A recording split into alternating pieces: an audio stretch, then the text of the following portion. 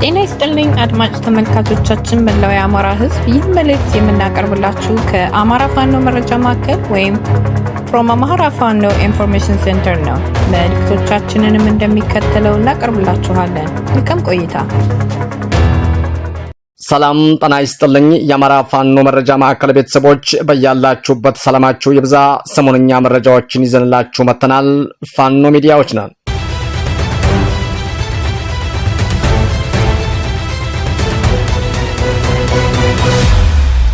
ከአማራ ፋኖ መረጃ ማዕከል የዕለቱን አንኳር የዜና ርዕሶችን በማስቀደም የዕለቱን ዜና እናሰማለን። ዕለተ ሐሙስ ነሐሴ 14 2018 ዓ.ም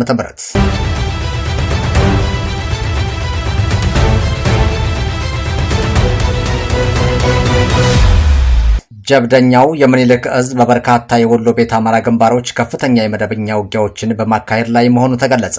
በደቡብ ወሎ ተንታ ወረዳ በአመራሩ ሰራዊት ላይ ከባድ ኪሳራ መድረሱም ተገለጸ።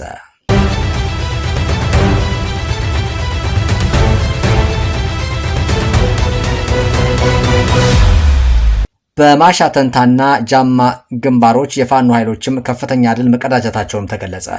በስናን ወረዳ ደብረ ዘይት ቀበሌ የመሸገው የብልጽግና ሰራዊትና ካድሬዎችም በፋኖ ጥምር ጦር መደምሰሳቸው ተገለጸ።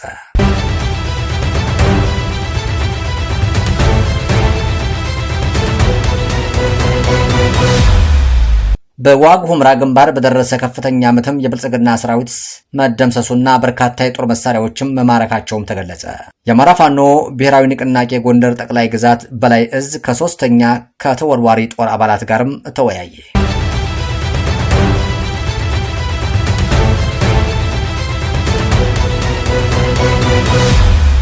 ውድ የአማራ ፋኖ መረጃ ማዕከል አድማጮቻችንና ተመልካቾቻችን የዕለቱን ዝርዝር ዜናዎች በሚከተለው መልኩ ስለሚቀርቡ እንድትከታተሉን እንጋብዛለን።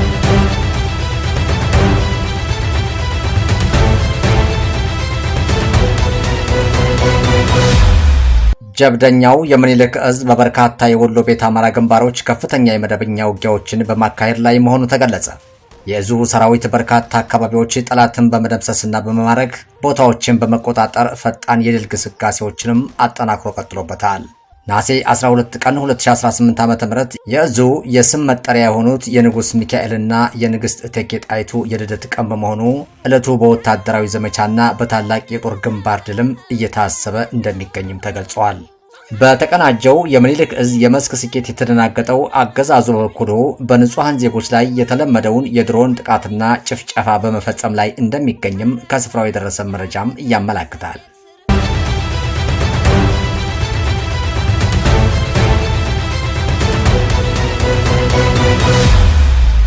በደቡብ ወሎ ተንታ ወረዳ በአመራሩ ሰራዊት ላይ ከባድ ኪሳራ መድረሱም ተገለጸ። በደቡብ ወሎ ዞን ተንታ ወረዳ በተካሄደው አውደ ውጊያም የመንግስት ሰራዊት ከባድ ሽንፈት አስተናግዶ ማፈግፈጉንም የአማራ ፋኖ ብሔራዊ ንቅናቄ አንደኛ ወሎ ቤት አመሪ ምኒልክ ዕዝም 101ኛ ኮር ሚዲያና ኮሚኒኬሽንም አስታወቀ። እንደ ኮሚኒኬሽን መረጃም ከሆነ ነሐሴ 12 ቀን 2018 ዓ.ም ከሌሊቱ 11 ሰዓት እስከ ቀኑ 8 ሰዓት ድረስ በመድፍና በድሮንም ታግዞ ከፍተኛ እንቅስቃሴ ሲካሄድ የነበረው የመንግስት ሰራዊትም ከፋኖ ኃይሎች በገጠመው ጠንካራ መከላከልና የመልሶ ማጥቃት እርምጃም ወደ መጣበት እንዲመለስም ተደርጓል። በዚህ በሳንጃና በቦምብ የታገዘ ውጊያም የሰው ኃይል ጉዳት ከ30 በላይ የሚሆኑ የመንግስት ሰራዊት አባላት መደምሰሳቸውና ከ40 በላይ የሚሆኑ ደግሞ መቁሰላቸውም ተገልጿል። በርካታ የነፍስ ወከፍና የቡድን መሳሪያዎችም በፋኖ ኃይሎችም እጅ መውደቃቸውም ተጠቅሷል። በተጨማሪም የደረሰበትንም ምት መቋቋም ያቃተው የመንግስት ጦር አባላትም ከነሙሉ ትጥቃቸው እጃቸውን መስጠት መጀመራቸውንና ሰራዊቱ በሽንፈቱ ምክንያትም የአካባቢውን ንጹሐን አርሶ አደሮችም መኖሪያ ቤቶች በከባድ መሳሪያም ማቃጠሉን መረጃው አክሎም አመልክቷል። የአማራ ፋኖ ብሔራዊ ንቅናቄ አንደኛ ወሎ ቤት አማራ ምኒልክ ዕዝ 101ኛ ኮር አሁንም በዞኑ ያለውን የበላይነትም እንደያዘ እንደሚቀጥልም ማስታወቁ ተገልጿል።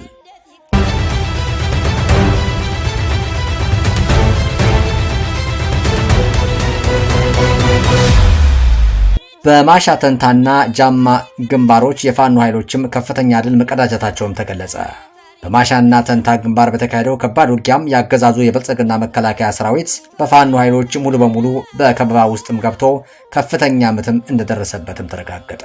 በማሻና ተንታ ግንባር የተሰነዘረበትን ከባድ ማጥቃት መቋቋም ያልቻለው ያገዛዙ ጦር በከፍተኛ ሁኔታ መበተኑም የተገለጸ ሲሆን ይህንን ተከትሎም በጃማ ግንባር በግዳጅ ላይ የነበሩ በርካታ ያገዛዙ ወታደሮችም ከጥርናፊያቸው በመውጣት እጃቸውንም ለፋኖ ኃይሎችም መስጠታቸው ታውቋል። ነሐሴ 12 ቀን 2018 ዓ.ም ከነሙት ጥቃቸው እጃቸውን የሰጡት እነዚህ ወታደሮች የአማራ ፋኖ ብሔራዊ ንቅናቄ አንደኛ ምኒልክ እዝ 15ኛ ኮር 152ኛ ክፍለ ጦር የተቀላቀሉ መሆኑንም ከስፍራው ያገኘነው መረጃም ያረጋግጣል። በአካባቢው አሁንም የፋኖ ኃይሎችም የበላይነትን ይዘው እንቅስቃሴያቸውንም አጠናክረው መቀጠላቸው ተገልጸዋል።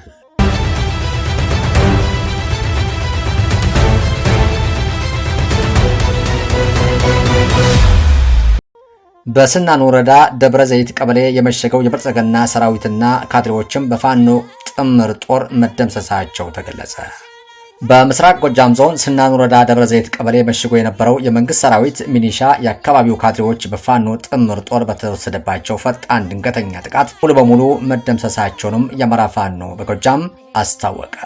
ጥቃቱ የተፈጸመው በጄኔራል ብርሃኑ ጥላሁን ይመራ የነበረው 6ኛ እዝ 10ኛ ክፍለ ጦር ቀሪ ሰራዊት በርካታ ሚኒሻና ካድሬዎችም ላይ ሲሆን እርምጃውን የወሰዱት የአማራ ፋኖ ብሔራዊ ንቅናቄ ጎጃም ጠቅላይ ግዛት ቴዎድሮስ 206ኛ ኮር 14ኛና 24ኛ ክፍለ ጦሮች ንጉስ ተክለ ሃይማኖት ሻለቃ፣ ስናን አባጅሜ ሻለቃ እንዲሁም የ14ኛ ክፍለ ጦር ቃኝና መሐንዲስ በጥምረት ባካሄዱት የተቀናጀ ኦፕሬሽን መሆኑም ተገልጿል።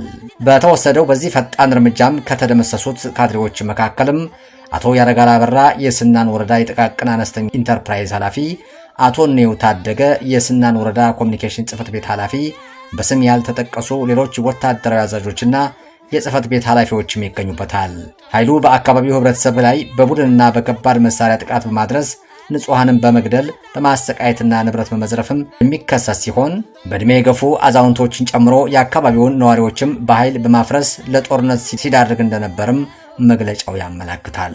በደብረ ዘይት ቀበሌ ማለዳ በተካሄደው በዚህ ኦፕሬሽንም ከ20 በላይ የወታደራዊ ኃይሉ አባላት በእጅ ሲማረኩ ቀሪው ሰራዊት ከነምሽጉ መደምሰሱን ተጠቅሷል። በተጨማሪም ብሬኖች፣ በርካታ የነፍስ ወከፍና የቡድን መሳሪያዎችም ከፍተኛ ቁጥር ያላቸውም ተተኳሽና ሌሎች ወታደራዊ ቁሳቁሶችም በፋኖ ጥምር ጦር በምርኮ መያዛቸውም ተረጋግጠዋል።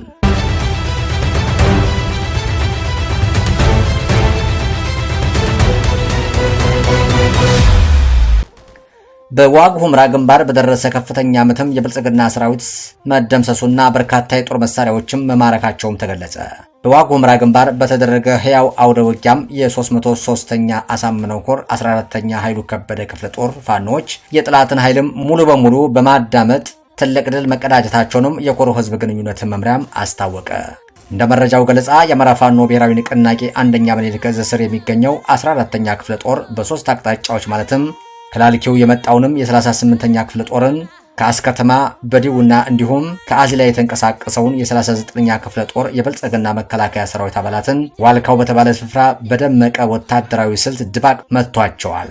በዚህ ከፍተኛ የተቀናጀ ምትም በተካሄደው አውደ ውጊያም ከ50 በላይ የጠላት ኃይሎችም የተደመሰሱ ሲሆን በርካታ የጦር መሳሪያዎችና ወታደራዊ ቁሳቁሶችም በምርኮ ተይዘዋል።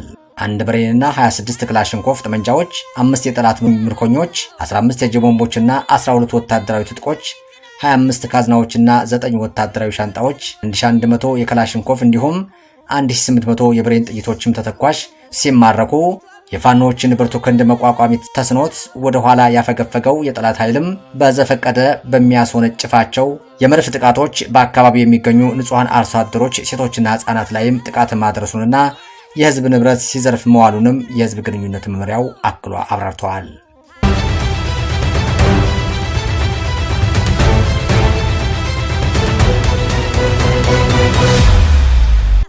የአማራ ፋኖ ብሔራዊ ንቅናቄ ጎንደር ጠቅላይ ግዛት በላይ እዝ ከ3ኛ ከተወርዋሪ ጦር አባላት ጋርም ተወያየ።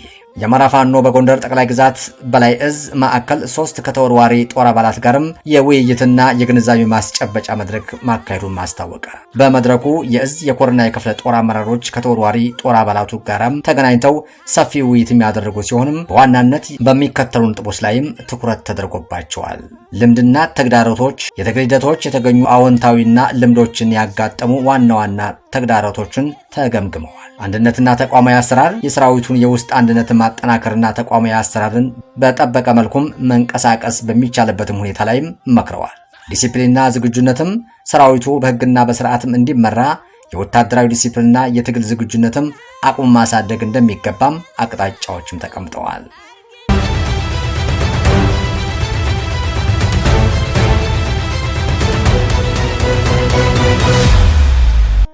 በመቅደላ ወረዳ 017 ቀበሌ የተካሄደው ህዝባዊ መድረክም በህዝቡ ሙሉ ቁርጠኝነትም ተጠናቀቀ። በአማራ ፋኖ ብሔራዊ ንቅናቄ አንደኛ ምኒልክ ዕዝ 14ኛ ኮር አስተባባሪነት በመቅደላ ወረዳ 017 ቀበሌ ነሐሴ 13 ቀን 2018 ዓ.ም ታላቅ ህዝባዊ ውይይት መድረክም ተካሂዷል። የመድረኩ ዋና ዓላማዎችም የህዝቡን ወገንተኝነትና የትግል ቁርጠኝነትም የበለጠ ማጠናከር መሆኑን ተገልጿል።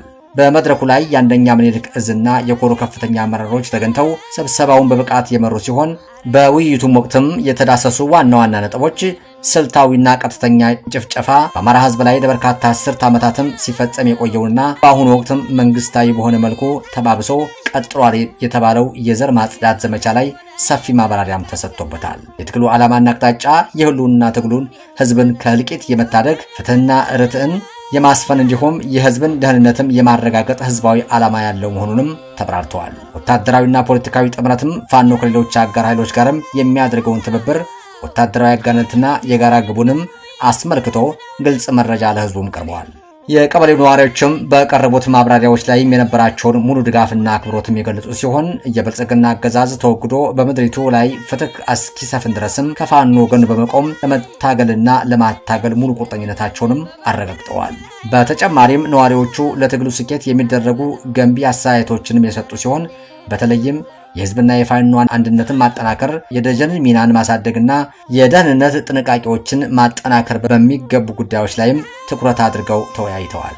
ይህ በመቅደላ ወረዳ 017 ቀበሌ የተካሄደው ህዝባዊ መድረክም የአማራ ህዝብ ለነጻነቱና ለህልውናው የሚያደርገውን ትግል ወደ ተሟላ ድልም ለማሸጋገር ያለው ዝግጁነትም በከፍተኛ ደረጃ ላይ እንደሚገኝ የሚያሳይ መሆኑንም ተጠቅሰዋል። ሰሞነኛ መረጃዎቻችን እነዚህ ነበሩ። የአማራ የህልውና ተጋድሎ ተጠናክሮ ይቀጥላል። ቸርን ሰንብት። በድጋሚ የአማራ ፋኖ መረጃ ማዕከል ቤተሰቦች በቀረበላችሁ መረጃዎች ላይ ሀሳብ አስተያየት እንድትሰጡ በትህትና እንጠይቃለን። ሰናይ ጊዜ እንዲሆንላችሁ እንመኛለን። በተጨማሪ ላይክ፣ ሼር፣ ኮሜንት፣ ሰብስክራይብ እንድታደርጉልን በትህትና እንጠይቃለን። አመሰግናለሁ።